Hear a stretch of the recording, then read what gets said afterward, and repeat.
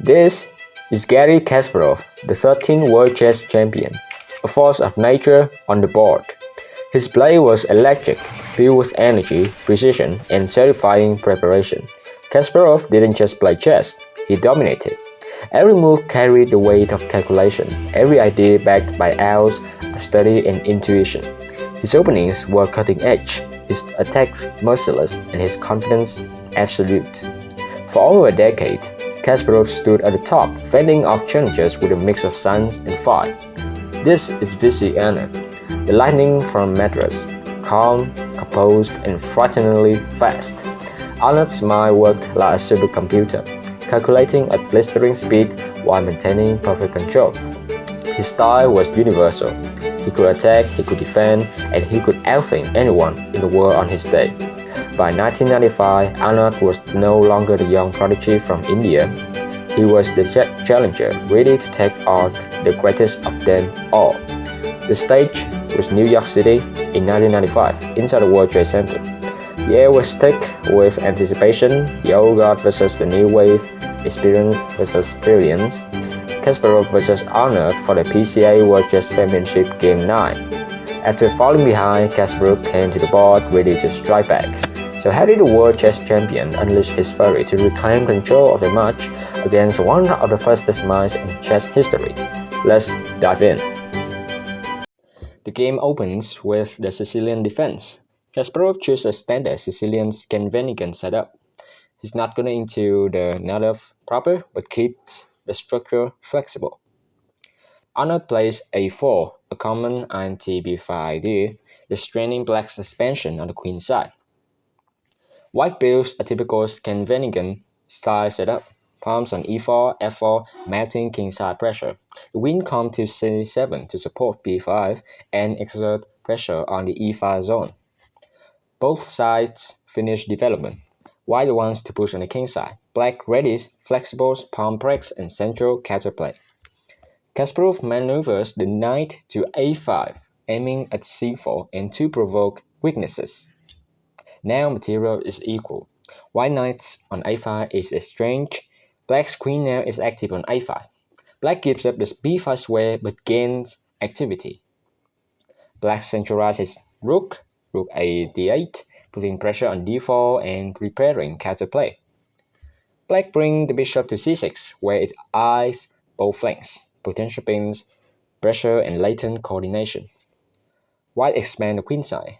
After b4, black must retreat the queen. It goes to c7, where it retains some influence on the king side and central fights. Instead of allowing b5, c6 break, black step back. The bishop on d7 will help defend and possible aim to reorganize. Black reacts to White's queenside pawns. He has to eliminate the b5 pawn before things become too dangerous. And then White's nice capture on b5 and Black recaptures with bishop. This opens files and diagonals, making the center more dynamic. Black plays rook a8, placing the rook on the open a5, eyeing a5 b5 when possible, and increasing latent pressure. Now Black strikes in the center with e5. This is thematic in Scandinavian structures. When White pushes too far on the flank, Black counter-attacks in the center. This move opens lines and challenges White's pawn structure. So White repositions the bishop to b6, controlling key squares and putting pressure on the c5. Black retreats the queen to maintain flexibility. White's strength is the center. After this, the central tension resolves and lies open. White's pawn on e5 could become a lever for piecing to attack Black's king. White plays a5, a continuing expansion on the queen side and aiming to undermine Black's structure. Black responds with bishop f8 to guard important diagonals and strengthen kingside control. Anand plays h3, prophylaxis, preventing knight g4 and giving loft to his king. Black centralized queen to e6, supporting e5 and preparing operation on both wings. And then rook d5. This is a clean moment. Rook sacrifice. White threw his pieces into the fray to open lines. By playing rook d5, White challenges black center and aim to reap open fires for attack. Many commentators and grandmaster consider this is a critical juncture. So black must accept. After e takes d5, the pawn becomes dynamic. Black's queen step to g6, trying to stay active and coordinate defense. White pushed c5, fixing structure, threatening to use d6, open diagonals, and restrict black's piece mobility. Kasparov counters with e4, an ancient style central breakthrough.